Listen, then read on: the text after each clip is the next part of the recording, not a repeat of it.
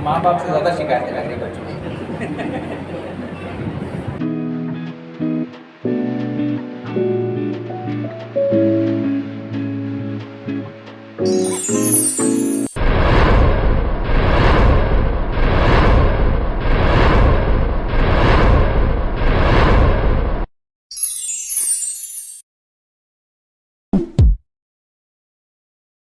Okay sir, as आपने बहुत अच्छा बताया।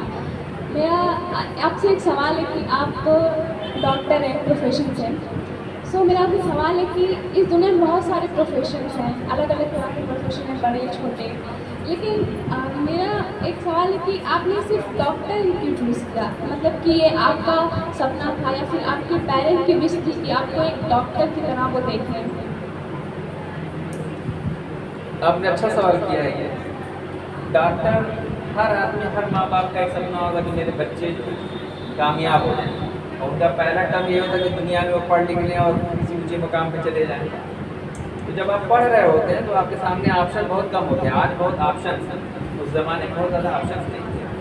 लोग 2 ही 3 पेशे को जानते थे, या तो टीचर हो जाते थे, या डॉक्टर बन जाते थे, या इंजीनियर बन जाते, यही 2 लफ्ज़ वर्ड आते थे ज़बान पे आदमी के।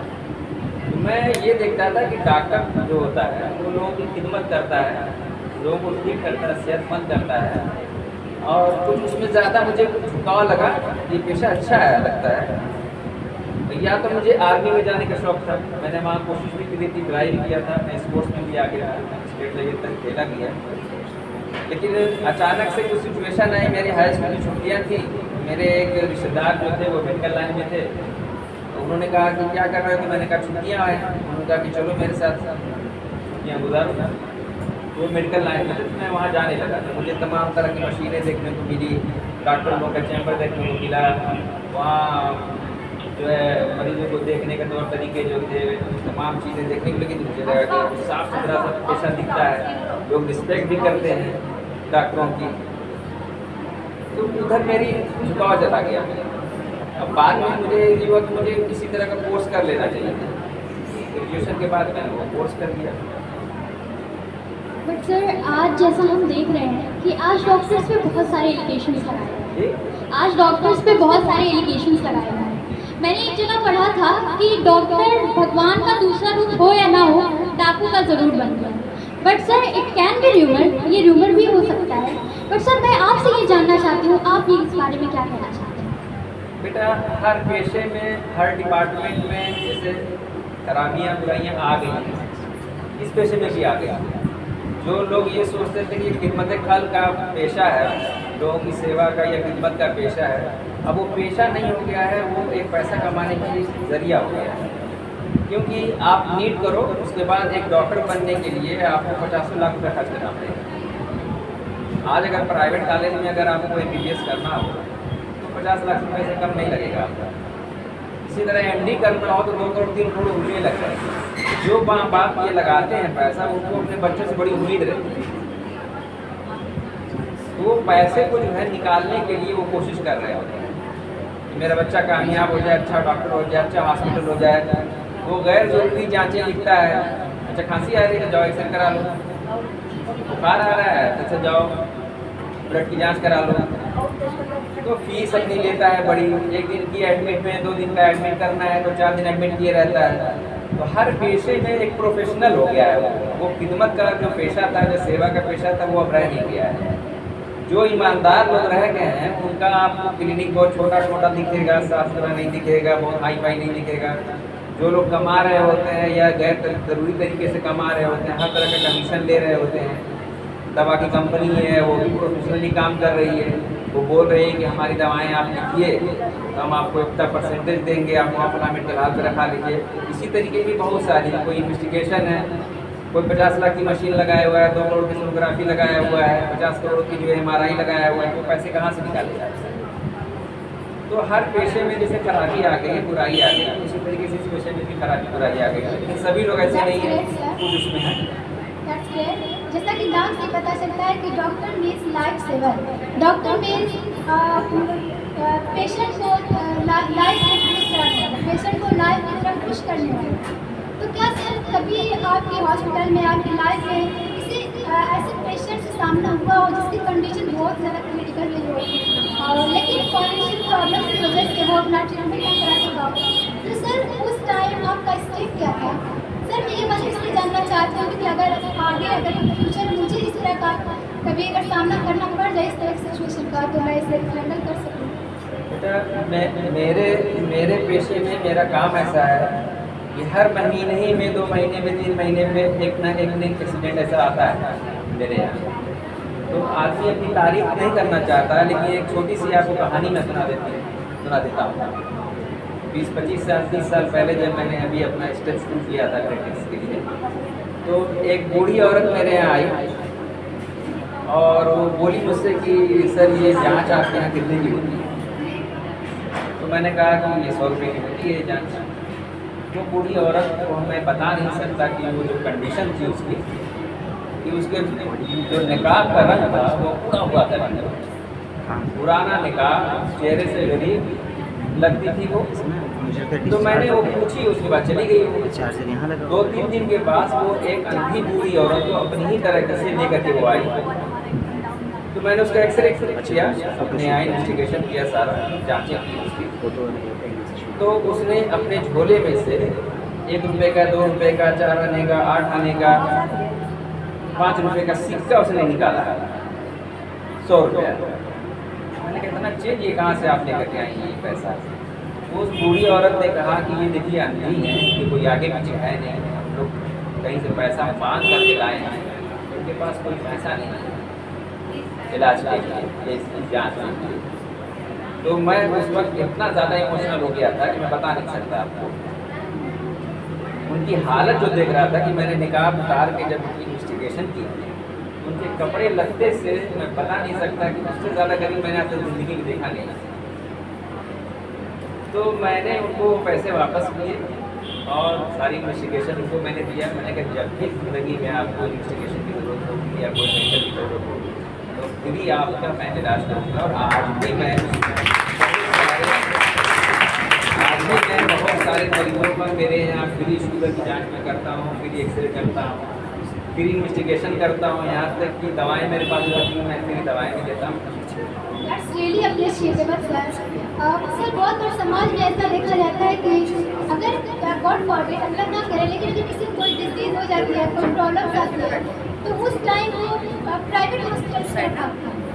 सर ये प्राइवेट हॉस्पिटल और गवर्नमेंट हॉस्पिटल का डिफरेंस क्या है? क्यों वो मतलब गवर्नमेंट हॉस्पिटल को छोड़ के वो प्राइवेट हॉस्पिटल की तरफ भागता है? गवर्नमेंट हॉस्पिटल प्राइवेट हॉस्पिटल में कोई फ़र्क नहीं है, डॉक्टर की डिग्री में भी कोई फ़र्क नहीं होता है, लेकिन जो फैसिलिटीज़ सरकारी हॉस्पिटल में मिलनी चाहिए वो वहाँ नहीं मिल पाती। प्राइवेट हॉस्पिटल में जब जाता है मरीज़, उसका अपना खुद का हॉस्पिटल होता है, तो वो केयरफुली थोड़ा देखता है मरीज़ को। और सरकारी हॉस्पिटल में वो सरकार उसको सैलरी दे रही होती है, मरीज़ नहीं सैलरी दे रहा होता या पैसे नहीं दे रहा होता, तो वो एक रफली अपनी ड्यूटी बस निभा रहा होता है।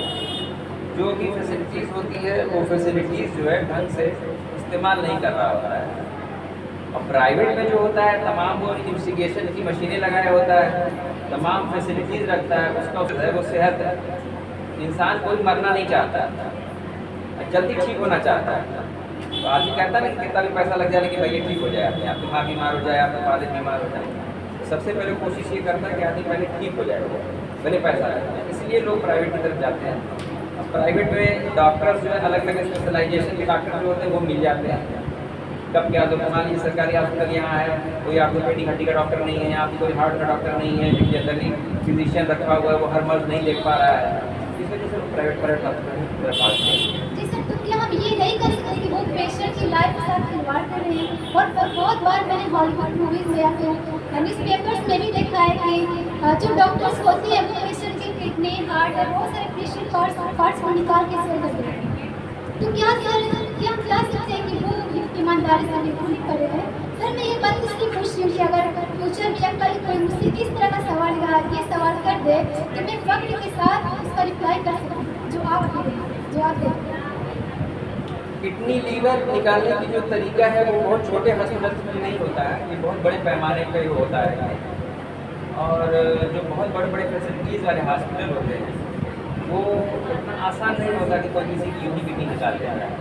लेकिन उसमें कुछ डॉक्टर्स का पेशा ये होता है कि मिसाल के तौर पे आपको पेट में दर्द हो रही है, उन्होंने कहा सोनोग्राफी करा लीजिए, तो दवाओं से ठीक होने वाली चीज़ को डॉक्टर ऑपरेशन कर देता है। मिसाल के तौर पे नॉर्मल किसी की डिलीवरी होने वाली होती है, तो जानबूझ करके डॉक्टर उसको क्रिटिकल बनाता है कि मुझे ऑपरेशन की नौबत आ जाए इसकी वजह से, कि जो 1500 2-4 हज़ार में डिलीवरी नॉर्मल हो जाएगी, वो ऑपरेशन से मुझे 20-25 हज़ार मिल जाएगा।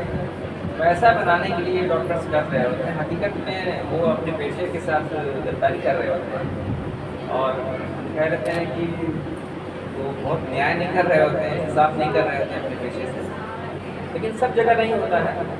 कोशिश ये करनी चाहिए कि जब भी आप बीमार हों, तकलीफ में हों, तो आप घबराएं नहीं, उसके बारे में आप सोचें समझें, देखें कि किस तरह का मर्ज़ है, क्या मर्ज़ है, क्या ज़रूरत है इन्वेस्टिगेशन की, और ठीक ठाक डॉक्टर के पास जाएँ। बहुत जल्दी बड़े डॉक्टर के पास ना चले जाएँ, छोटे डॉक्टर को पहले राय मशवरा लेने के उसके बाद इलाज करें। जी सर, हम आपके बचपन के बारे में जानना चाहेंगे कि आपकी बचपन की लाइफ कैसी थी। अक्सर ये हम लोग के साथ होता है कि हम स्कूल नहीं जाना चाहते हैं, हमारे पेरेंट्स के बहुत प्रेशर के बाद हम स्कूल जाना स्टार्ट करते हैं, तो आपके साथ कैसा कुछ था या फिर आप बहुत सिंसियर स्टूडेंट्स थे? नहीं बेटा, एक जैसे सब बच्चे नॉर्मल तरीके से होते हैं, पढ़ाई कर रहे होते हैं, उसी तरह मैं भी पढ़ाई कर रहा था। माँ बाप जितनी जिम्मेदारी निभा सकते हैं वो निभा रहे हैं, और मैं तो सबसे बड़ी बात यही कहूँगा कि माँ बाप ही होते हैं, वो अपने बच्चों को बुरा नहीं समझते।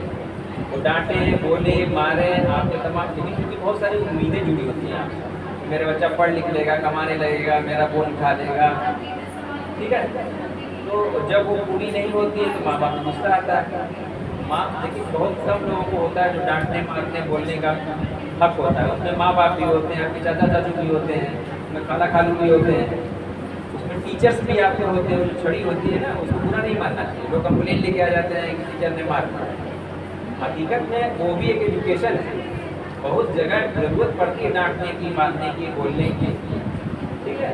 जितनी ज़्यादा गलतियाँ की उतनी पनिशमेंट ले लेना चाहिए। वो समझ लीजिए वो एक तरीके से दुआ है आपके लिए। तो टीचर आपको डांट रहा है तो आपको टीचर के लिए डांट रहा है। सर, जब भी बात आती है स्कूल की, हमारे दिल में कहीं ना कहीं एक दोस्त का होता ज़रूर आता है। कहते हैं कि a friend have give yes to no to make you और ब्रेक यू। आपको एक दोस्त बना भी सकता है और बिगाड़ भी सकता है। तो सर, आपका फ्रेंड सर्कल कैसा रहा? कहते हैं कि भले ही माला छोटी ही रखो, लेकिन उसमें सारे गुलाब के फूल रखो। तो सर, आपका कैसा? दोस्त बहुत बड़ी दौलत होती है, बहुत बड़ी दौलत होती है। माँ बाप के बाद अगर आपको कोई चीज़ शेयर करनी होती है, आप जो चीज़ माँ बाप से नहीं शेयर कर पाते हैं या भाई बहनों से शेयर नहीं कर पाते हैं, वो आप दोस्तों से शेयर कर लेते हैं। मेरा इतना कहना है कि जो भी दोस्त आप बनाइए वो कैरेक्टर का अच्छा होना चाहिए। आपका सर्किल बहुत बड़ा नहीं होना चाहिए, बहुत कम होना चाहिए। 2-3 भी दोस्त अगर हैं, अगर वो वफादार आपके दोस्त हैं तो आप बहुत बड़ी दौलत है। और दोस्त ऐसे हों कि हर अच्छे बुरे वक्त में आपके साथ खड़े हों, वो आप आजमा सकते हैं। आपसे कोई फ़ायदा नहीं हासिल कर पाएगा, वो आपके अच्छे बुरे वक्त में काम आते हैं। तो ये मेरे लिए बड़ी फख्र की बात है। मेरे जितने दोस्त अभी फ़िलहाल हैं, मुझे उन पर बहुत फ़ख्र है। वो हर अच्छे बुरे वक्त में मेरे साथ खड़े रहते हैं। कोई भी मसला आता है हम उनसे शेयर कर लेते हैं। उनको हम रात 12 बजे भी याद करेंगे तो हम फ़ौरन आ जाते हैं बेचारे को। वो मेरे लिए बहुत वफादार है। मैं इसका शुक्र अदा करता हूँ अल्लाह ताला से। अल्लाह ताला मेरे जैसे दोस्त सबके दोस्त हैं, उसमें से रास्ते में शामिल है। सर, जैसा कि हम जानते हैं कि आपने अभी अपनी स्कूलिंग की बात की, तो हमारे ऐसे स्कूल में जब हम स्कूल जाया करते तभी भी जाते हैं इनफैक्ट, सो हमारे लिए एक टीचर ऐसा होता था जिसे हम ऐसे एज अ विलन देखते हैं। बट जब हम वहाँ से चले आए तो हमें रियलाइज हुआ नहीं, वो तो हमारी ज़िंदगी का सबसे बड़ा हीरो थे। तो सर, आपके साथ कोई ऐसा इत्तेफाक हुआ? कुछ टीचर विलन होते हैं, लेकिन वो सिर्फ विलन आपको देखने में लगते हैं। कोई टीचर जो होता है वो भी एक तरीके से गार्जियन ही होता है। कोई चीज़ पढ़ा रहा होता है तो उस पर गौर करने की ज़रूरत है। उनको विलन मत मानिए आप, उनसे आप एक फ्रेंडशिप बनाने की कोशिश करिए। अगर आप बहुत सारे बच्चे जो होते हैं जो पढ़ रहे होते हैं, वो पीछे बैठे होते हैं, कोई टीचर कोई चीज़ पढ़ा रहा होता है तो कुछ नहीं पाता, पूछता है टीचर की समझ में आ गया, तो सब बच्चे बोलते हैं जी सर समझ में आ गया। दोबारा अगर पूछ दिया कि क्या मैंने पढ़ाया है तो कोई बता नहीं पाता है। तो जो कंसंट्रेशन होना चाहिए वो कंसंट्रेट होना चाहिए वहाँ पे, टीचर क्या पढ़ा रहा है, क्या बता रहा है। इस पर हमेशा ख्याल करना चाहिए कि जब आप जाइए एजुकेशन के क्लास के अंदर तो पूरी तरीके से उसमें कंसंट्रेट हो जाइए कि टीचर ने क्या शुरू से लेकर आखिर तक बताया है, उसको जहन में आप जहन नशी करिए और उसको आप दोबारा रिपीट भी कर लीजिए घर जाकर के अगर मौका मिलता है तो। सर अभी हाल ही में हमने बोर्ड के एग्ज़ाम्स किए थे, पास किए हैं। सो ये सिर्फ मेरा ही नहीं, यहाँ बैठे सारे स्टूडेंट्स का एक बहुत ही क्रिटिकल सिचुएशन हो जाती है हमारे लिए कि हमें सब्जेक्ट कौन सा चूज़ करना चाहिए। Sir I really want to know from your side what should we do. देखिए, जब भी कंफ्यूजन पैदा हो किसी भी मामले में, एजुकेशन के मामले में, बहुत सारे छोटे बड़े मामलों में, लोग एक दूसरे से राय लेते हैं, माँ बाप से राय लेते हैं। बहुत सारे लोग के माँ बाप इतने पढ़े लिखे नहीं होते हैं कि वो राय दे पाते हैं। अपने चाचा बाबा से राय लेता है, अपने दोस्तों से राय लेता है। मेरा तजुर्बा है कि खुद से राय ले लेना चाहिए या खुदा से राय ले लेना चाहिए। उसका तरीका यही है कि अगर आप ऐसे मुस्लिम हैं तो आप 2 रकात नमाज़ पढ़िए, अच्छे से वज़ू बना के अल्लाह पाक से दुआ करिए, सही रास्ता दिखाइए, मैं ये हासिल करना चाहता हूँ। वो जो रास्ता आपको मिलेगा अपने आप को दिल में आपके डाल देगा कहीं न कहीं से। 2-3 दिन आप दुआएं बार बार मांगिए, ठीक है। दुआएं देखिए आप लोग याद करिए, बहुत सारी चीज़ें आपके मज़हब में हैं, उनको आप याद करिए और कोई चीज़ बाहर ढूंढने की ज़रूरत नहीं, हर चीज़ का हल है। मैंने जो कुरान पढ़ी है उसमें दुनिया के हर चीज़ का हल है, गम का हल है, खुशी का हल है, एजुकेशन का हल है, इकोनॉमिक्स का हल है, सिक्स का हल है, साइंस का हल है, उसमें है। अगर आप 1 बार 2 बार पढ़ोगे आपको कहीं न कहीं रियलाइज़ हो जाएगी। ऐसी ऐसी दुआएँ हैं कि आप पढ़ोगे तो रोने लगोगे आप। तो मेरा ये कहना है कि आप एक बार जब आपको समझ में नहीं आए, कोई राय देने वाला ना मिले, तो आप अल्लाह पाक से राय ले लिया करो। 2 रकात नमाज़ पढ़ो, उनसे दुआ मांगो कि अल्लाह पाक मैं क्या करूँ, मैं कन्फ्यूज हूँ, मुझे कोई राय दीजिए आप। तो आपके दिल में आ जाएगा कि मुझे क्या करना है, अपने आप ट्रैक मिल जाएगा। सर क्या हम ये नहीं कह सकते कि दोस्त कहीं ना कहीं मिसलीडिंग का कॉज है? और बहुत सारे लोग हैं जो इस बात को बिलीव करते हैं कि दोस्त एक साया, एक परछाई की तरह होता है जो हर जिंदगी के हर अप्स एंड डाउन्स में आपके साथ होता है, हर प्रॉब्लम से आपके साथ खड़ा होता है। लेकिन सर मैं बहुत ज़्यादा कंफ्यूज हूँ क्योंकि एक साया तब तक आपके साथ होता है जब तक उजाला होता है, और अंधेरा आते ही वो साया ऑटोमेटिकली गायब हो जाता है। मैंने अभी बताया ना कि दोस्त जो है वफादार जब भी दोस्त होगा तो आपको गलत राह पे नहीं ले जाने देगा। ये आप जान लें। दोस्त को पहचानने की सबसे बड़ी मिसाल ये है कि फॉर एग्जाम्पल, कहना नहीं चाहिए, छोटी बड़ी बात है, कोई किसी के अफेयर में चला गया, ये एज जो होती है कभी कभी हो जाता है ऐसा, तो क्या होता है कि दोस्त लोग उसकी मदद करते हैं एक दूसरे से। वो दोस्त आपका दोस्त नहीं हो सकता है, आपका वो दोस्त हमदर्द नहीं है, वो आपका दुश्मन है। समझिए, कहीं भी आप किसी बड़े बुरे रास्ते में जा रहे हैं तो दोस्त का पैसा पहला फर्ज होता है कि वो वहाँ मना करे आपको, अच्छे बुरे की तमीज़ बता दें, वो दोस्त सबसे बड़ा दोस्त समझ लीजिए। कोई भी बात अपने माँ बाप से मत छुपाइए, छोटी से छोटी बात, बड़ी से बड़ी बात। आप बाज़ार में जा रहे हैं, कहीं कोई बात हुई है, किसी ने गलत निगाह डाली, किसी ने छेड़ा है, उसको आप अपने माँ बाप से ज़रूर शेयर करिए। सोशल मीडिया से थोड़ा दूर रहिए, वो बहुत अच्छी चीज़ भी है, बहुत ख़राब भी चीज़ है। इंस्टाग्राम वगैरह सब कुछ आजकल बहुत मॉडर्न लाइफ है ये, लेकिन हकीकत में उनके गलत साइड इफ़ेक्ट्स बहुत ज़्यादा हो रहे हैं माशरे में। उनका कम से कम इस्तेमाल करिए, अपनी एजुकेशन को लेकर इस्तेमाल करिए। समाज ये जो है ना, ये इसमें अच्छा भी जगह है, बुरी भी जगह है। तो जो अच्छी चीज़ों को अपनी अकल से सोचिए, उसको अपनी मेच्योरिटी में देखिए क्या सही क्या गलत मेरी ज़िंदगी के लिए। और कोई क्वेश्चन बताइए? यस सर, मेरा एक बहुत सिंपल क्वेश्चन भी है और कहीं ना कहीं ये बहुत हार्ड क्वेश्चन भी है कि हम बहुत ही ज़्यादा इसमें सोचते हैं कभी कभी कि ज़िंदगी क्या है। आप ज़िंदगी को किस नज़रिए से देखते हैं सर? आप ज़िंदगी को इस तरह देखते हैं या फिर? बिकॉज किसी ने कहा है कि अगर आप ज़िंदगी को पास से देखते हो तो आप इतना ही देख सकते हो, और अगर दूर से देखते हो तो सब कुछ देख सकते हो। सर आप क्या कहना चाहेंगे? दुनिया में अगर आपको भेजा गया है या आप आई हैं तो किसी मकसद के साथ आई हैं, इसको मामूली मत समझिए। आप दुनिया में आई हैं अगर तो आपको कोई मकसद, किसी ने आपको भेजा है या बुलाया है आपको, उसका मकसद है। उस मकसद को आप समझ लीजिएगा तो आपको ज़िंदगी समझ में आ जाएगी। ज़िंदगी गुजारने का सबसे आसान तरीका यही है कि जो ट्रैक आप इस्तेमाल करते, फॉर एग्जाम्पल मुस्लिम हैं अगर आप, उस ट्रैक को पकड़ लेंगे। कोई गैर मुस्लिम है, कोई हिंदू है, कोई जिस भी जात का है, वो अपने ट्रैक पर चलेगा तो कभी कोई कन्फ्यूजन नहीं होगा। अच्छे बुरे की तमीज़ आप सीख लीजिए, आपकी लाइफ बहुत आसान से गुजर जाएगी। आप अपने आप को इस्तेमाल मत करिए। अपने अंदर एक कह लीजिए कि अहंकार मत पैदा करिए। मैं अंग्रेज़ी जान रही हूँ, मैं पढ़ लिखी हूँ, मैं BA कर ली हूँ, मैं MA कर ली हूँ। जब आप कहीं बाहर जाओगे ना, बहुत एक से एक काबिल लोग यहाँ पढ़े हुए हैं, आपको लगेगा कि मैंने कुछ हासिल ही नहीं किया। हाल ही में कोई जैसे कि एग्जाम डिक्लेयर हुआ है और ये तो कुछ का निज़ाम है, उसमें कोई टॉप करेगा, कोई बहुत अच्छा नंबर लाएगा और कोई फेल भी हो जाएगा। तो सर उसमें किसी के घर दिए के दिए जलाए गए, किसी के घर खुशियाँ मनाई गई और वहीं किसी के घर आंसुओं की बरसात हुई, किसी के घर मातम मनाए गए। तो सर मैं बहुत क्यूरियस हुई जानने के लिए कि जब आप उस टाइम थे, जब आप 10th और 12th में समय थे, तो सर उस टाइम और आपके फैमिली का रिएक्शन कैसा था? थोड़ी देर के लिए तकलीफ तो ज़रूर होती है, कोई फेल हो जाता है। अगर आप हिस्ट्री उठा के देखोगे तो बहुत सारे लोग जो कामयाब है दुनिया में, वो एक बार ज़िंदगी में फेल जरूर होते हैं। मैं एक मिसाल देता हूँ। मेरे एक रिश्तेदार, मेरे सगे मामा का लड़का है, वो 3 बार हाई स्कूल में फेल हुआ है। 3 बार हाई स्कूल में वो फेल हो गया था। उसको किसी तरीके से चौथी बार पास किया गया, चौथी बार उसको पास कराया गया, क्या बोलते हैं, किसी दूसरी जगह भेज कर किसी तरह पास हो जाए वो। और आज वो PCS अधिकारी है।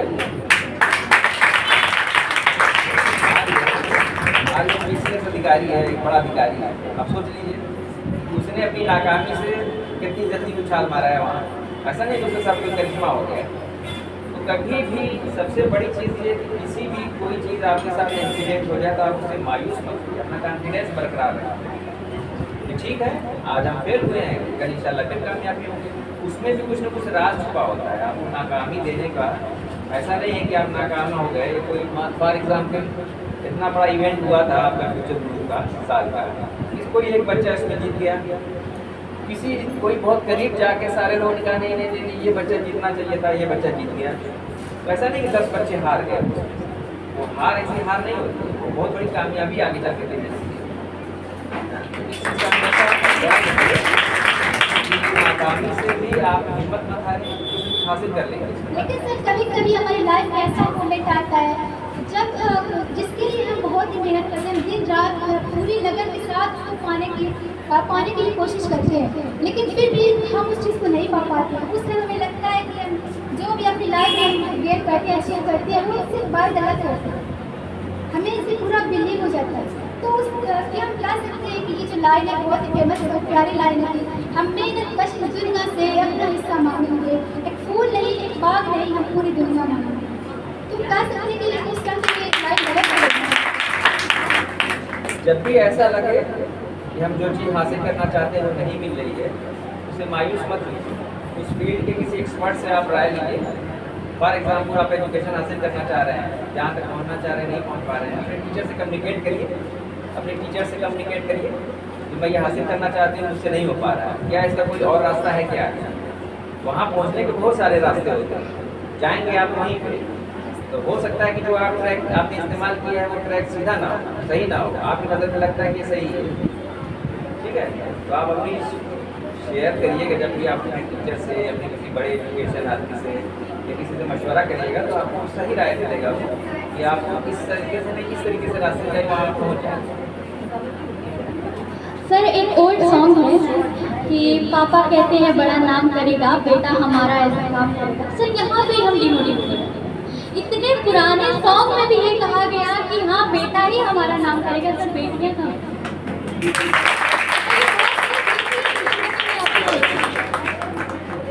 जिस पर ये सॉन्ग लिखा गया था वो बेटे पे ही लिखा गया था। लेकिन आप जब भी आप देखो हाई स्कूल इंटर का रिजल्ट जब निकलता है बोर्ड का, यूपी बोर्ड का, जैसे CBSE बोर्ड का, उसमें लड़के नहीं टॉप, लड़के नहीं टॉप।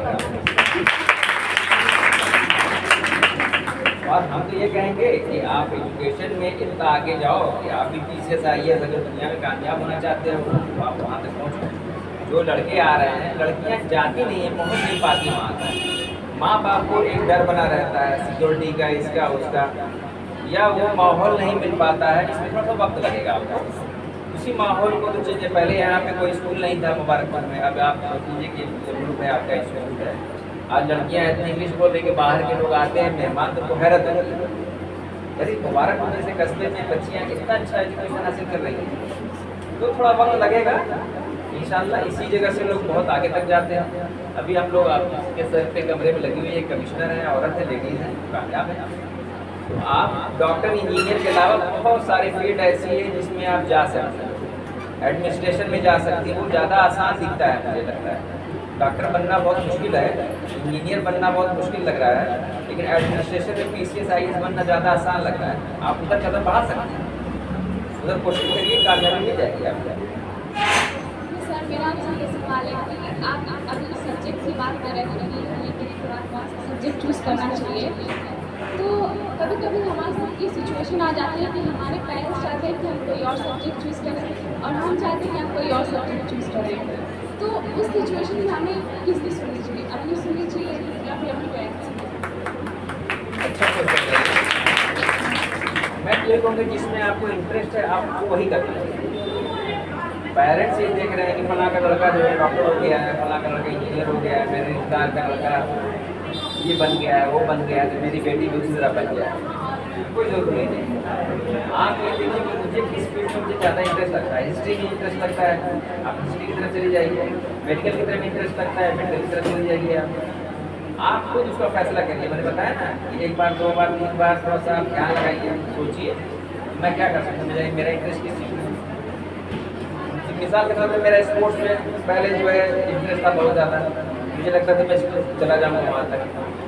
उस वक्त की जो सिचुएशन थी वहाँ तक मैं गया, वहाँ तक मैं गया, मैं स्टेट लेवल तक गया, मुझे नेशनल जाना था, लेकिन मेरी सिचुएशन ऐसी हुई कि मैं जा नहीं पाया वहाँ तक। स्टेट तक मैं चला गया था, स्टेट लेवल तक मैं खेल कर गया, उसकी सर्टिफिकेट भी मेरे पास है। नेशनल के लिए मेरा सिलेक्शन होने वाला था, लेकिन मैं वहाँ तक जा नहीं पाया। वही उसके माँ बाप आपने कहे ना, माँ बाप ने कहा क्या करोगे जाकर। उस वक्त हम लोग कमाते तो थे नहीं, दिल्ली जाना था, पैसे नहीं मिल पाए, तो रह गए। बच्चे डरते कहते दिल्ली जाएंगे, पता नहीं क्या होगा क्या नहीं होगा, क्या करने जा रहे हैं। माँ बाप थोड़ा सा डरते रहते हैं लड़कों को बाहर भेजने। लेकिन अब दूसरी फील्ड में आए तो भाई धीरे धीरे इसमें मेहनत किया, वो चीज़ें आपको जो सब्जेक्ट ठीक लगे तो हम इसमें जा सकते हैं आगे। फ्यूचर में क्या बनना है मुझे या क्या करना है उसके बारे में आपको डिसीजन लेना चाहिए। माँ बाप तो 2 साल 4 साल 10 साल आपके साथ रहेंगे, फिर वो तो दुनिया से चले गए, ज़िंदगी आपको गुजारनी है। तो आप अपनी सुनिए, फिलहाल राय ज़रूर लीजिए माँ बाप की कि मेरा इसमें इंटरेस्ट है और मैं इसमें करना चाहती हूँ, मैं इसमें कर पाऊँ। एक और सवाल है आपसे कि मैं आपसे पूछना चाहती हूँ कि इंडिया में 64.5% यंगस्टर्स हैं जो कि 25 एज की कम एज में हैं। तो मैं पूछना चाहती हूँ कि डॉक्टर की फील्ड उनके लिए सिक्योर है, क्योंकि आज हम देख रहे हैं कि बहुत सारे ह्यूमर्स फैल रहे हैं सोसाइटी में कि doctors are not life saver, they are life killer. तो मैं पूछना चाहती हूँ क्या ये डॉक्टर की फील्ड उनके लिए सिक्योर है? इसमें लड़कियों को आगे आना चाहिए। लड़कियों का दिल कमज़ोर होता है, हमदर्दी ज़्यादा होती है उनके अंदर। आप लड़कों को क्यों मौका दे रहे हैं कोई ज़्यादा डॉक्टर बने? लड़कियाँ उस फील्ड में जाएँ, कोई ज़रूरी नहीं कि गायनिक में जाएँ, उनको भी MBBS MD करना चाहिए, हार्ट में जाना चाहिए, ऑर्थोपेडिक में जाना चाहिए। लड़कियाँ जाने का मतलब किसी की गायनिक में जा रही हैं, सब जो है डिलीवरी कराएंगी और ऑपरेशन करेंगी, वो उसी फील्ड में रह जाती हैं। तो जो लड़कों को मौका मिल रहा है, वो MBBS करके डॉक्टर बन रहे हैं, MD कार्डियोलॉजिस्ट बन रहे हैं, MD हार्ट ये बन रहे हैं, वो बन रहे हैं, ऑर्थोपेडिक में बन रहे हैं। लड़कियों को भी फील्ड बढ़ानी चाहिए आप जाइए, अगर आपका जज्बा है खिदमत करने का तो उसमें आप फील्ड में अपनी भागीदारी को बढ़ाइए ना। असल तो गवर्नमेंट प्रमोट कर रही है बेटी बचाओ बेटी पढ़ाओ। मेरा एक और सवाल है कि आप सिचुएशन को जान रहे हैं कि अभी 4 तारीख को नीट का रिजल्ट आया था, तो उसमें क्या सिचुएशन थी, राइट? ये सोसाइटी में ये फैला हुआ है कि ये स्कैम है, मतलब स्टूडेंट्स चाह रहे हैं कि वो नीट करवाएं, फिर से वो एग्ज़ाम है, क्योंकि उन्हें ये रिजल्ट सही नहीं लगा, उनके फेवर में नहीं लगा। तो ये भी एक अफवाह है कि जो नीट का पेपर है वो कहीं पर लीक हुआ है। तो अगर ऐसा ही चलता रहेगा तो इंडिया के फ्यूचर में क्या होगा?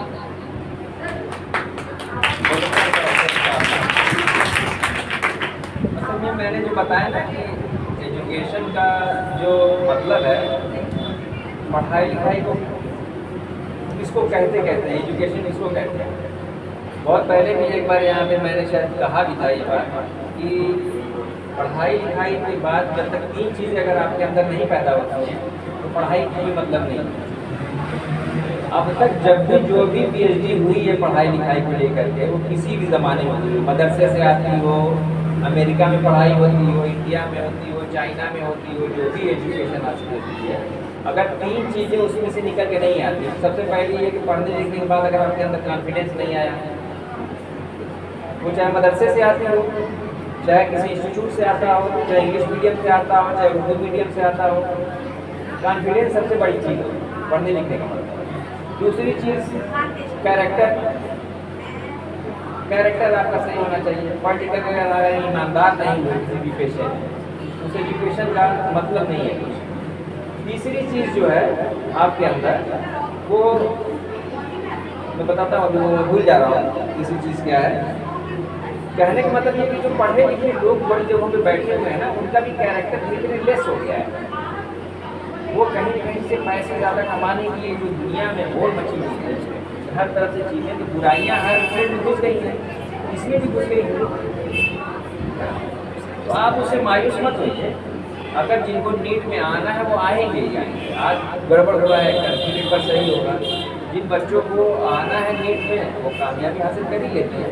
थोड़ी बड़ी गड़बड़ी, जब इतने बड़े पैमाने में 10 लाख बच्चे बैठ रहे हैं नीट के एग्ज़ाम में, तो कुछ न कुछ कहीं न कहीं से कुछ चीज़ें लीक हो जाती हैं। Sir, we are living in a democratic country and we have a liberty to do anything whatever we do. But sir, somewhere you can see that अभी भी लड़कियों के साथ जो है डिस्क्रिमिनेशन डिफर हो रहा है। क्योंकि अगर हम कंपेयर करें लड़का और बॉयज़ को, तो अगर लड़का फॉरेन कंट्री में हायर एजुकेशन के लिए जाना चाहता है, उसे फॉरेन परमिशन मिल जाती है। लेकिन वहीं अगर लड़की जाने के लिए, डॉक्टर जाने की बात करें तो वहीं उसे दबा दिया जाता है। उसका जो टैलेंट है, जो स्किल है, उसे वहीं पे दबा के खत्म कर दिया जाता है। ऐसा क्यों है सर? सबसे बड़ी चीज़ ये है ना कि आप बराबरी को क्या समझते हैं। कहने के लिए है कि लड़का और लड़की दोनों एक बराबर हैं, ठीक है, बराबर हैं कुछ मामलों में, लेकिन आप फिजिकली दोनों की बनावट अलग अलग है। हमेशा आप देखेंगे कि लड़की और लड़की की फिजिकली बनावट में अलग अलग है। तो लड़के उम्मन थोड़ा सा स्ट्रांग होते हैं, फिजिकली स्ट्रांग होते हैं, वो कुदरती प्राकृतिक तौर पे बनाए गए हैं। वैसे लड़कियां थोड़ी कमज़ोर होती हैं, वो हमेशा आदमी पे डिपेंड ही रहते हैं। ये एक सामाजिक ताना बाना जो चला आ रहा है दुनिया से, वो शुरू से चला आ रहा है, इसमें कोई कमी नहीं है। आज तो बहुत सारी लड़कियों को मौका मिल रहा है, यहाँ जितने भी बैठी इसमें लड़कियाँ ज़्यादा दिख रही हैं मुझे एजुकेशन के लिए, तो आपको तो मौका ज़्यादा मिल रहा है। और लड़कियाँ जितना यहाँ BA में कर रही होती हैं, लड़के तो अभी भी मैं जान रहा हूँ ग्रेजुएट स्टूडेंट तक नहीं पढ़ पा रहे हैं, उसी लड़के बाहर जा पा रहे हैं। आप अपने माँ बाप को इतना कन्विंस कर दीजिए कि हम बाहर जाएंगे तो हमारा कैरेक्टर लेस नहीं होगा, हम बहकेंगे नहीं। माँ बाप को जो सबसे बड़ी बात ये होती है कि लड़कियाँ बहक ना जाएँ, लड़कियों के साथ कोई हादसा ना हो जाए, कहीं बिगड़ ना जाए, यही डर होता है ना माँ बाप का।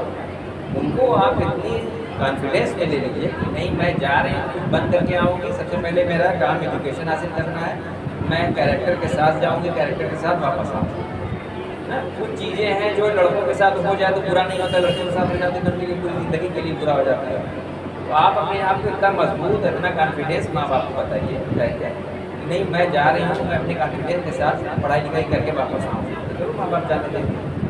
सर, अगर लड़कियां इतनी ही कमज़ोर हो चुकी हैं तो हम द्रौपदी मुर्मू को देख लेते हैं। हमारी बहुत सारी गर्ल्स हैं जो आज जहाज़ें उड़ा रही हैं, जो आज बाइक राइड कर रही हैं, जो बहुत सारी चीज़ें कर रही हैं। But still sir, somewhere we can say that बहुत सारी फैमिलीज़ हैं उनको अभी भी ट्रस्ट नहीं है लड़कों पर। ऐसा क्यों? अगर वही चीज़ लड़का करता है, no problem, because that he is a boy, but वही चीज़ एक लड़की करती है, वो बहुत गलत हो जाती है सर। सो फिर भी हम एक तरह से कह सकते हैं कि अभी भी हमें बस बोलने के लिए हो गया है लड़के और लड़कियां बराबर हैं, बट है नहीं अभी। जी सर, और अपने घर की लड़कियों बेटियों से कहा जाता है कि घर की इज्जत को बाहर मत उछालो, तो वही बात लड़कों से क्यों नहीं कहा जाता है कभी किसी के घर की इज्जत से मत खेलो?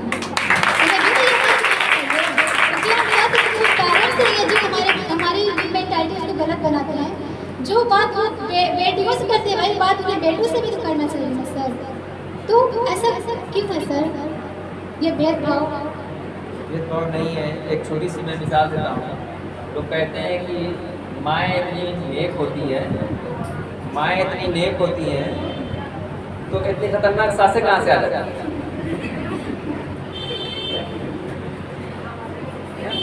आखिर सास क्यों इतनी बदनाम होती है? वो जब वो भी किसी की माँ होती है, तो औरतों को ये इल्ज़ाम क्यों लगता है? बच्चे तो पेंडुलम हो जाते हैं ना बीच में, उनको तो बैलेंस बना के चलना पड़ता है।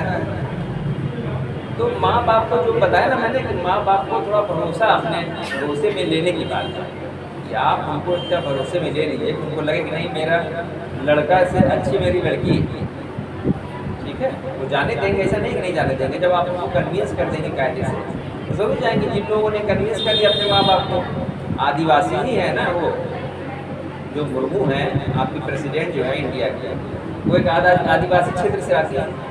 आखिर उनके माँ बाप ने उनको एजुकेट किया, यहाँ तक पहुँची तभी तो वो। तो आप भी जा सकती हैं, आप भी प्रेसिडेंट बन सकती हैं, आप भी प्राइम मिनिस्टर बनने के लिए हो सकती हैं। उस फील्ड में लोग जाते नहीं हैं ना, उधर कोशिश नहीं करते। बातें तो बहुत होती हैं, उधर आप कदम तो बढ़ाइए। माँ बाप को जिस दिन लग जाएगा मेरी लड़की IAS बन सकती है, उसके अंदर इतना कॉन्फिडेंस है, तो ज़रूर बनाएंगे। क्यों नहीं भेजेंगे वो पढ़ने? सर मेरा एक क्वेश्चन है, वो बहुत देर से मेरे माइंड में चल रहा है। सो जैसा कि आप जानते हैं, जो एक जस्ट जर्रा बराबर का जो फर्क होता है एक तकब्बुर में और एक सक्सेस में, जो अक्सर लोगों के अंदर सक्सेस पाने के बाद आ जाता है, एक एटीट्यूड आ जाता है। तो सर एज ए सीज डैड आप बहुत ही मुझे डाउन टू अर्थ लगते। सर आपने इसको कैसे मैनेज किया? मैंने बताया कि हाई स्कूल जैसे पढ़ लिया तो मुझे लगा मैंने बहुत कुछ हासिल कर लिया, इंटर कर लिया तो मैंने बहुत हासिल कर लिया। एक वक्त आता है जब आदमी को रियलाइज़ होता है कि मैंने कुछ हासिल नहीं किया, ठीक है। तो घमंड करना बुरा नहीं है, लेकिन वो जाहिर नहीं होना चाहिए। मिसाल के तौर पर किसी भी घर में आप एक फैमिली मैटर में देखेंगे, एक दूसरे में थोड़ी बहुत बहुओं में, दो में थोड़ी हसद जलन होती है, भाइयों में थोड़ी हसद जलन होती है। एक ही माँ बाप के बच्चे 4 होते हैं, एक ही प्लेट में खाना खा रहे होते हैं, धीरे धीरे साथ में बड़े होते हैं, बाद में अलग हो जाते हैं, एक दूसरे को सलाम दुआ नहीं होता है। तो वो चीज़ें जो कहीं न कहीं डेवलप हो जाती हैं, उनकी वजह क्या है? कि वजह क्या है? उसको दूर करने की कोशिश है कि वही मैंने कहा ना कि अपना कैरेक्टर आप बनाइए, कि हर चीज़ को आप अपने ऊपर लीजिए कि मैं जो कुछ भी हासिल करिए तो उसको आप कहिए कि मैंने अभी कुछ हासिल नहीं किया है। अपने अंदर ये चीज़ें जो है डालिए कि मैंने कोई बहुत बड़ी चीज़ नहीं हासिल कर ली, हो सकता है कि इससे बड़ी हमसे भी बड़े बड़े लोग होंगे। मैं भी यही समझता था कि जो मुझे थोड़ा बहुत नॉलेज है जितना, मैं कहीं भी जाता हूँ मैं देखता हूँ कि यार बहुत सारे लोगों को वो नॉलेज नहीं है, वो डिग्री या डॉक्टर बहुत सारे मेरे सामने आते हैं, मुझे लगता है यार इससे ज़्यादा तो मैं ही जानता हूँ। लेकिन मुझे घमंड नहीं होता है, लेकिन मैं ये जानता हूँ कि मुझसे भी ज़्यादा नॉलेज वाले डॉक्टर्स हैं, मुझसे ज़्यादा भी जानने वाले मेरे फील्ड में हैं। थोड़ा सा वो कैरेक्टर के ऊपर आप अपना कंट्रोल करिए, अपने अंदर ये चीज़ें डालिए और अपने अंदर कोशिश करिए कि ज़्यादा से ज़्यादा नरमी बनाए रखिए अपने अंदर। इंशाल्लाह काबू पा जाएंगे आप अपने घमंड पे, अहंकार का। सर हम देखते हैं कि बहुत से लोग सोचते हैं कि सक्सेस में बस मुझे हाई डिग्री प्राप्त करके अपने घर का खर्चा चलाना और बस that's enough, that is the definition of the success. Sir India के पास बहुत सारी टेक्नोलॉजीज़ हैं, बहुत सारी फैसिलिटीज़ हैं, लेकिन फिर भी कहीं ना कहीं वो रुका हुआ है, उसका डेवलपमेंट नहीं हो रहा है। तो क्या सर आप कह सकते हैं कि यही इसका मेन कॉज है, कहीं ना कहीं इसका कॉज है कि जो लोग हैं वो सक्सेस से गलत डेफिनेशन दे रहे हैं? आपको पता होगा बिल गेट्स दुनिया का जो है दूसरे नंबर का बड़ा आदमी है ना, एलन मस्क है ना दुनिया का सबसे बड़ा आदमी। दुनिया में सबसे अमीर आदमी जो है एलन मस्क है शायद। दूसरे नंबर पे कौन था? Bill Gates. उसने अपनी 95% जो है दौलत दान कर दी, दान कर दी ना।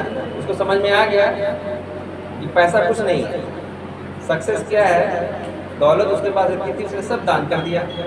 तो मैं जो शुरू में कह रहा था कि कामयाबी किसको कहते हैं, कामयाबी इसको नहीं कहते हैं।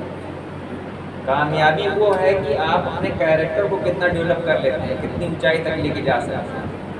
आपका कैरेक्टर जो है वो आला होना चाहिए। आपके उठने बैठने, सोने, खाने पीने, चलने फिरने, बातचीत करने में वो कैरेक्टर आपका जाहिर होना चाहिए। ठीक है। अब कुछ सर मैं स्कूल के बारे में कुछ पूछना चाहती हूँ। जैसे कि सोसाइटी में हमेशा ये रहता है कि अपने बच्चों का किस स्कूल में एडमिशन करवाएं, इंग्लिश मीडियम स्कूल या फिर हिंदी मीडियम स्कूल, मीन्स कौन सा स्कूल बेस्ट है। और अगर उन लोगों से पूछेंगे तो वो हमेशा यही कहेंगे कि English medium school is the best. लेकिन मैं पूछना चाहती हूँ कि सच में ये है कि हिंदी मीडियम स्कूल के बच्चे होते वो काबिल नहीं होते, या फिर इंग्लिश मीडियम के स्कूल के जो बच्चे होते हैं वो अच्छे ग्रेड्स पाते हैं। बेटा मैं तो इसकी राय बिल्कुल नहीं देता हूँ कि अंग्रेजी स्कूल में आप एडमिशन कराइए जाकर। आपका जो कल्चर है, आप उसके कल्चर के हिसाब से पहले आप अपनी मजहबी जो एजुकेशन है उसको ज़रूर हासिल कराइए। लोग 4 साल का बच्चा 5 साल का बच्चा जब हो जाता है उसको इंग्लिश मीडियम में डाल देते हैं और बहुत खुश होते हैं लोग ड्रेस पहना करके। वही बच्चा जब बाद में बाप को जो है अकेला छोड़ देता है या कुछ इतराज़ कर देता है, लोग कहते हैं देखो भैया बड़ा पढ़ाए लिखाए थे और ये मेरे जो है नालायक निकल गया। किसी मौलवी के बच्चे को आपने देखा है वही खिदमत करता है या तो लड़कियाँ खिदमत करती हैं।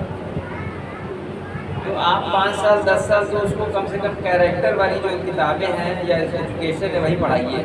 हाँ, दुनियादारी के लिए आप किसी भी स्कूल में पढ़ाइए, कोई नामी स्कूल में चले जाइए कि वहाँ पे भी जो चीज़ें हैं वो स्टेटस मेंटेन करने के लिए। ये सारी चीज़ें जो है लोगों को ये दिखाने के लिए होती है कि मेरा स्टेटस क्या है। हैसियत आदमी अपनी दिखाना चाहता है दुनिया को, लोग ये जाने कि मेरा लड़का जो है ज्योति में पढ़ता है, मेरा लड़का चिल्ड्रन में पढ़ता है, मेरे पास गाड़ी है, मेरे पास बंगला है, मेरे पास गाड़ी है। वो शादी ब्याह भी करता है तो स्टेटस मेंटेन करने के लिए दिखाता है, लोग हैसियत देखते हैं कि भाई मेरे पास इतना है। यही है गुरूर, ये बहुत ख़राब चीज़ है।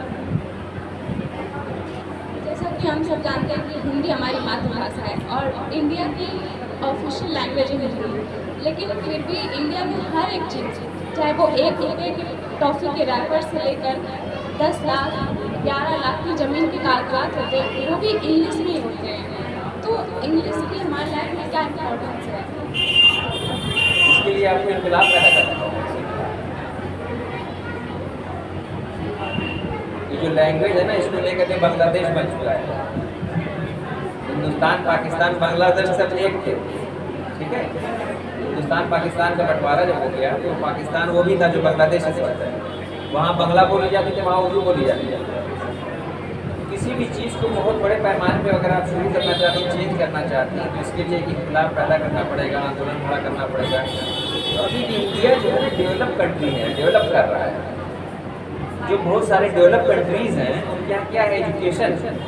हमारे यहाँ जो डेमोक्रेसी है, डेमोक्रेसी वहाँ सक्सेस होती है जहाँ 80-85 लोग पढ़े लिखे होते हैं, सही और गलत का फैसला कर पाए। यहाँ सही और गलत का फैसला नहीं करते। यहाँ कास्ट पे वोटिंग होती है, मज़हब पे वोटिंग होती है, हिंदू मुसलमान पे वोटिंग होती है। कोई भी आदमी वोट देने से पहले ये नहीं सोचता है कि मुझे एजुकेशन पे वोट देना है, मुझे मेडिकल पे वोट देना है, मेरी लाइफ स्टाइल पे वोट देना है। किसी के जहन में नहीं होता है। वो ये देखता है कि ये अंसारी साहब खड़े हैं तुमको दे देता है, यादव जी खड़े हैं तुमको वोट देना है। जिस दिन आप इसमें तब्दीली कर लीजिएगा, मिसाल देता हूँ, हमारे फॉर एग्जाम्पल एक गाड़ी यहाँ से जाती है सठियाओं और फिर वहाँ से वापस आती है, ठीक है। बीच में अशरफिया के पास कोई स्टेशन है, 50 लोग यहाँ खड़े हैं जा रहे हैं उस गाड़ी से और 100 लोग वहाँ खड़े हैं अशरफिया के पास। वो कहें कि नहीं साहब मेरा बहुमत है, इस गाड़ी को वापस मुबारकपुर ले चलो।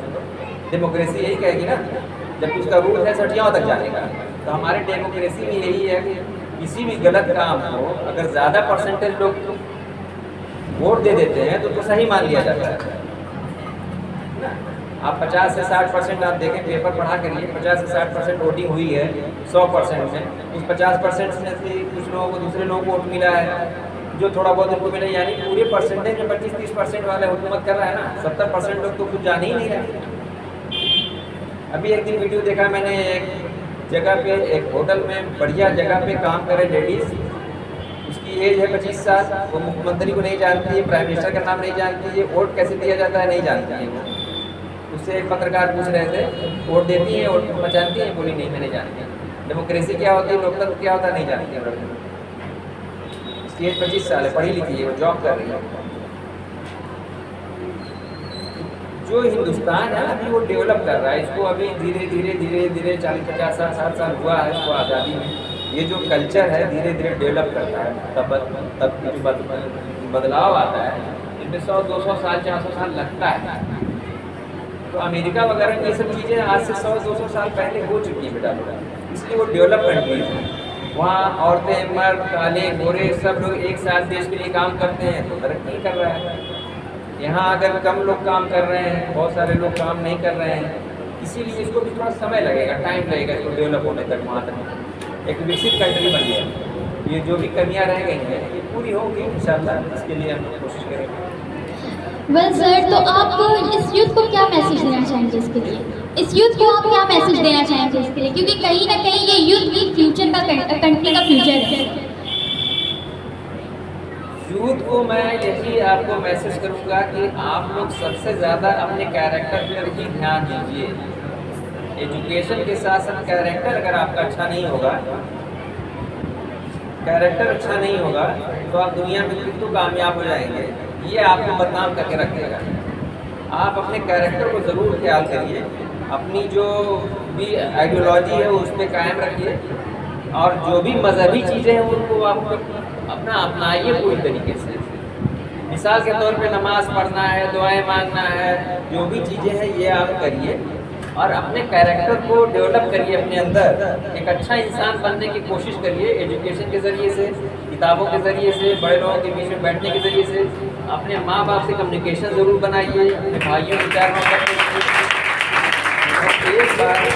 एक बार खाना साथ में आप लोग ज़रूर बैठ के खाया करिए, पूरी फैमिली खाना ज़रूर खाइए साथ में बैठ करके एक मरतबा। तो वो कम्युनिकेशन जो गैप बना हुआ है आजकल माँ बाप में, भाइयों में, बेटियों में, वो होना चाहिए। और अपने रिश्तेदारों की, अपने बड़ों की इज्जत करिए ना, उनके लिए आप अपने अंदर रिस्पेक्ट करिए, किसी के साथ जलन हसद मत रखिए, उनको आप नज़रअंदाज करिए। यही मेरा मैसेज है, इस चीज़ के लिए आप लोग कोशिश करिए। बेटा बताइए। Thank you so much sir, बहुत अच्छा लगा आपकी बातें सुनकर के। लेकिन ऐसा कहा जाता है ना कि ऑडियंस जो होती है वो किसी भी प्रोग्राम की सबसे बड़ी, मतलब कह लें 75% कोई भी प्रोग्राम है तो उसको मैनेज करती है ऑडियंस। तो हम ऑडियंस को भी मायूस नहीं कर सकते। अगर आपकी इजाज़त हो तो मैं इनके भी कुछ सवाल हैं जो आपसे पूछना चाह रहे हैं, तो अगर सर आप इजाज़त दें तो।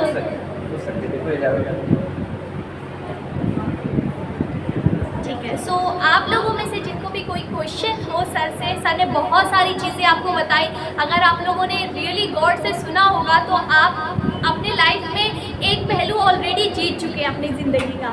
सो आप लोगों को जो भी आपकी अपनी लाइफ से रिलेटेड कोई भी क्वेश्चन हो, डॉक्टर के प्रोफेशन से कोई क्वेश्चन हो, तो आप प्लीज़ सर से पुटअप कीजिए।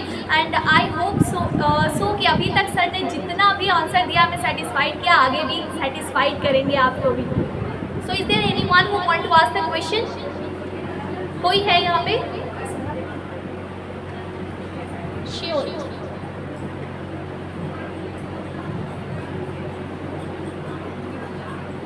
सर एक्चुअली मेरा क्वेश्चन ये है कि बहुत लोग को फैमिली प्रेशर होता है कि तुम्हें डॉक्टर बनना है, तुम्हें डॉक्टर बनना है, और बहुत लोग का बचपन से सपना होता है कि मुझे ये बनना है, मुझे वो बनना है। तो सर आपका क्या था, मतलब आप भी फैमिली प्रेशराइज थे कि नहीं तुमको डॉक्टर ही बनना है, या फिर आपका बचपन का ही सपना था कि फॉन्ड ऑफ थे कि मुझे डॉक्टर बनना है? नहीं, मेरे पर कोई प्रेशर नहीं था।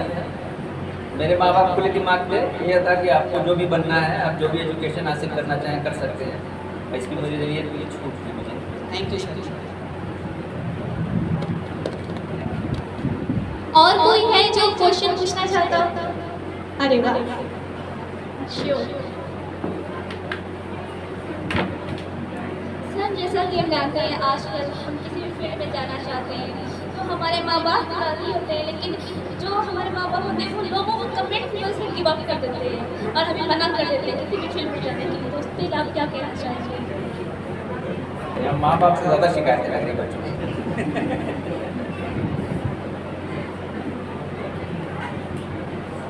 सभी के माँ बाप लगता है कि साथ नहीं दे रहे हैं अपने बच्चों का।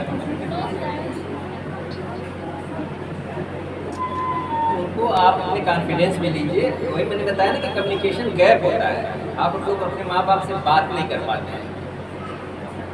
उनको बैठ करके कन्विंस आप करेंगी, 1 दिन 2 दिन 3 दिन 4 दिन, लोग बात नहीं करते अपने माँ बाप से। ये सबसे बड़ी कम्युनिकेशन गैप है।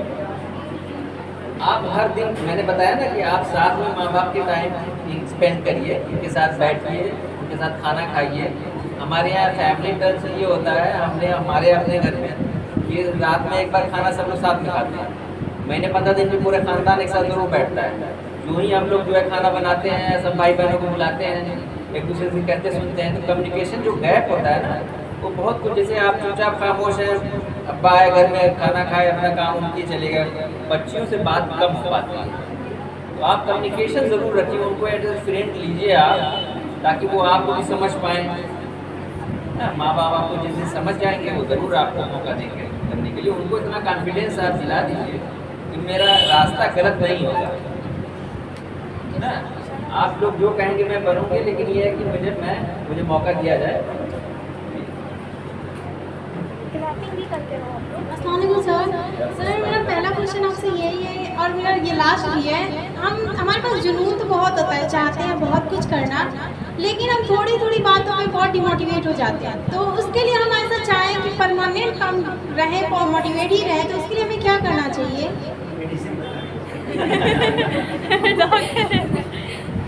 क्या नाम है आपका? आतिका हबीबा। आतिका, नमाज पढ़ती हैं आप? Yes sir. कुरान में 30वें पारे में एक आयत है। Yes sir. कुरान में 30वें पारे में आखिर में एक आयत है, जो लोग डिमोटिवेट हो जाते हैं उनको वो मोटिवेट करती है। उनको आप रोज़ पढ़ा करिए, बस देखिए आप मोटिवेट हो जाएंगे। दवा, इसकी कोई दवा नहीं आती बेटा, दुनिया में कोई और तरीका नहीं है मोटिवेट होने का। लोग कहते हैं ना कि अध्यात्म, सोचना, आज लोग योगा बताते हैं, उससे करिए, ये करिए। हम क्या बता रहे हैं, आप करके देखो, 30 दिन पढ़ के देखो। आपने पूछा नहीं कौन सी दुआ है? नहीं बेटा, एक जो है ना, आप कभी पढ़ोगे वज़्वाहा वल्लैलि इज़ा सजामा वद्दाका रब्बुका वमा क़ला। हुज़ूर सल्लल्लाहु अलैहि वसल्लम जब बहुत ज़्यादा मायूस हो जाते थे किसी भी चीज़ के लिए, तो अल्लाह ताला ने ये आयत उनके लिए उतारी थी कि इसको पढ़ लिया करो, वो फिर से वो मोटिवेट हो जाएगा। आप इस दुआ को पढ़िए, उसके बाद मुझे बताइए कभी किसी वीडियो में। सर एक लास्ट क्वेश्चन मेरा भी है आपसे। सबने पूछा, मैं भी सोच रही थी कि बहती गंगा में मैं भी हाथ धो लूँ। सर एक क्वेश्चन है जो कि बड़ा 4 तारीख से 4 जून से आपको पता होगा नीट का रिजल्ट आया हुआ है। बहुत सारे बच्चे डिमोटिवेट हुए हैं। एक तरफ लोग खुशियाँ मना रहे हैं कि हमें नया गवर्नमेंट मिलेगा, जो भी मिलेगा। दूसरी तरफ है कि हमारे यूथ, मतलब 24 lakh students they attempt for the NEET exam के लिए 24 लाख लोग बैठे थे। 24 लाख बच्चे, मतलब एक तरह से कह लें 17 to 18% आबादी जो है हमारे इंडिया की, वो नीट अटेम्प्ट की थी। उनकी पूरी फैमिली रो रही है सर। इसमें सर आप किसको रिस्पॉन्सिबल कहेंगे कि क्या रिस्पॉन्सिबल है? क्योंकि उसमें जो एक रिज़ल्ट आया था 719 718 नंबर, और एक ही साथ रैंक जो हुई थी, एक रैंक के AIR फर्स्ट 70 लोग तकरीबन हुए थे। तो उसको सर किसका जिम्मेदार कहेंगे? और जो ग्रेस मार्क मिला है वो किस बेस पे मिला है? क्योंकि आप डॉक्टर हैं तो इसीलिए मैं ये सवाल आपसे पूछना सबसे बड़ी वजह है, ये बच्ची ने सवाल किया था ये, हमारे हिंदुस्तान में मेडिकल की सीटें बहुत कम हैं। जो फैसिलिटीज़ अभी बहुत सारी जगहों पे पहुंच नहीं पाई। मिसाल के तौर पे जितनी आबादी हमारे हिंदुस्तान की है, ये 1,40 करोड़ के, 1,40 करोड़ के आसपास की, उनके लिए जितने डॉक्टर्स चाहिए, जितने पैरामेडिकल स्टाफ चाहिए, जितने हॉस्पिटल्स चाहिए, वो हैं नहीं अभी हमारे यहाँ। ना उतना पैसा है उस चीज़ को डेवलप करने के लिए। सीटें अगर बढ़ जाएंगी तो ये चीज़ें मैनेज हो जाएंगी। सीटें कम है, कंपटीशन ज़्यादा है। गवर्नमेंट उसको बढ़ाने की कोशिश कर रही है अभी, और हर आदमी अपने बच्चों को डॉक्टर ही बनाना चाह रहा है, तो कंपटीशन तो बढ़ जाएगा। जाहिर बात है, ये माँ बाप को भी सोचना है कि हमें कुछ और भी फील्ड में डालना चाहिए बच्चों को। सर लेकिन मेरा सवाल अभी भी यहाँ पे अटक लग रहा है कि जो ये ग्रेस मार्क दिया गया है अलग से, कि मतलब ये जो ग्रेस मार्क्स वैसे भी मिलता है, तो जो भी लोग या तो अटेंड नहीं कर पाते थोड़ा देर बाद, या फिर जो इन्वेस्टिगेटर होते हैं उनकी गलती से हो जाता है, तो ग्रेस मार्क उनको दिया जाता है। लेकिन यहाँ पे बच्चे के शीट में OMR शीट में जब उसको नंबर मिलता है तो वो कहीं 80-85 नंबर, और वो पास आउट हुआ है 680 नंबर से। गड़बड़ हुआ है इस बार जो है रिजल्ट जो है वो गलत तरीके से पेश किया गया है, उसमें कुछ न कुछ कानूनी गड़बड़ियाँ हुई हैं, अधिकारी स्तर पे हुआ है ये चीज़ें, उसकी इन्वेस्टिगेशन अभी गवर्नमेंट कराने वाली है, आज ऐलान भी हुआ है उसका। हो सकता है कि फिर से नीट कराना पड़ जाए या उसमें जो गड़बड़ियाँ हैं उनको करेक्ट किया जाए, इसकी तो उम्मीद है, इंशाल्लाह उम्मीद रखिए। Thank you very much. मैं जितने भी क्वेश्चनर हैं उनसे रिक्वेस्ट करूँगी कि अपनी अपनी पोजीशन ले लें। थैंक यू, आप लोगों ने बहुत अच्छा क्वेश्चन किया। और एक चीज़ मैं ज़रूर बोलना चाहूँगी कि आज हमारी एज बहुत बढ़ गई है। अब वो इस लिहाज से मैं ये बात कहना चाहूँगी कि आज इतनी बड़ी शख्सियत, इतनी बड़ी पर्सनैलिटी हमारे साथ बैठी हुई है, उनका जो भी लाइफ का एक्सपीरियंस था वो सब आज हमने ग्रैस्प कर लिया अपने अंदर, उसको पकड़ लिया है आज अपने अंदर। अब जब भी हमसे कोई बात पूछेगा तुम्हारी एज क्या है, 20 साल ज़रूर बढ़ा के बताना। उससे कहना कि मैंने एक पर्सनैलिटी से मिला था, मैं एक पर्सनैलिटी से मिली थी, और हम सब एक पर्सनैलिटी से मिले थे जो जिनकी जो बातें थी, जिनका एक्सपीरियंस था, वो हम सब आज अपने अंदर संभाल के लाए हुए, इसीलिए हमारी एज बढ़ चुकी है। सो बहुत अच्छा लगा सर आपसे मिल करके, और आपका आंसर जो भी था बहुत अच्छा लगा मुझे, तो बहुत सेटिस्फाइड किया। आई होप जितने भी स्टूडेंट्स बैठे हैं सबके लिए कहीं ना कहीं ये एक मोटिवेशन का कारण भी है, और मोटिवेट भी हुए होंगे, होप सो। सो मैं अब रिक्वेस्ट करूँगी the organizer of this program, we all know the founder and director of this Future Group, sir Siraj Ahmed Siddiqui sir से, कि वो प्लीज़ आए और आप लोग एक बार जोरदार तालियां दीजिए। और इस जर्नी के समंदर में तैरने से किसी को मोती नहीं मिल जाएगी, मोती उसे ही मिलेगी जो वाकई मोती के लिए उतरेगा उसमें। तो आज के इस प्रोग्राम में जो वाकई जिस नीयत से आया था, जो वाकई जिस नीयत के साथ बैठा था, तो वही चीज़ उसकी पूरी हुई होगी। कामयाबी का लेवल था सक्सेस मिरर के अकॉर्डिंग, तो कोई अपनी प्रेजेंस देकर कामयाब हुआ, किसी ने हेरिक्स देकर के अपने आप को कामयाब कर लिया, और किसी ने सर की सारी बातों को सुनकर के कामयाब कर लिया, और कुछ लोग आज के बाद कामयाब होंगे जब सर के द्वारा कही गई बातों पर अमल करेंगे। तो ज़िंदगी में मुझे लगता है इनकी बातों का बहुत अच्छा फ़ायदा आपको मिलेगा अगर आप इसे ज़िंदगी में अमल में लाते हैं, फॉलो अप करते हैं उन सारी बातों को। तो पूरे फ्यूचर ग्रुप परिवार की तरफ से सर का एक बार जोरदार हम स्वागत करते हैं इस प्रोग्राम में आने के लिए। और मैं रिक्वेस्ट करूँगी कि फ्यूचर ग्रुप परिवार की तरफ से सर को यादगार, एक याद के रूप में एक यादगार लम्हा दिया जाए, एक मोमेंटो फ्यूचर ग्रुप की तरफ से पेश किया जाए। जोरदार क्लैपिंग से सर का अभिनंदन की